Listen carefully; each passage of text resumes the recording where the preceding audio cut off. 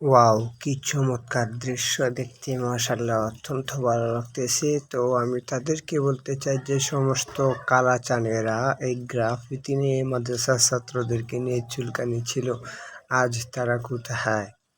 তো যে বিষয়টা মেইনলি হলো যে আমি ওইদিকে আপনার নারায়ণগঞ্জ হাজীগঞ্জ থেকে ফেরিঘাটে যাচ্ছিলাম। তো আমি হঠাৎ করে বাম দিকে লক্ষ্য করে দেখি এরকম সুন্দর এক দৃশ্য। তো আমার কাছে কোনো পক্ষ সাপোর্ট না করে অনেক ভালো লাগছিল। তো আমি বিষয়টা ভিডিওতে ধারণ করি। তো ওই সময় যে সমস্ত কালাচানেরা এই সমস্ত বিষয় নিয়ে তারা চুলকানি মারছিল, তো তাদের বিষয়টা আজকে তুলে ধরার জন্য নিয়ত করেছি।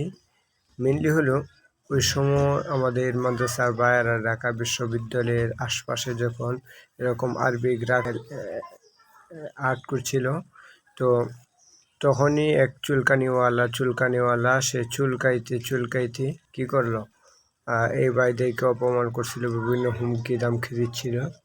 তো এই হুমকি দামকি দিচ্ছিল তখন তাদের এত চুলকানি কিসের জন্য মেনলি হলো, যখন আমি এই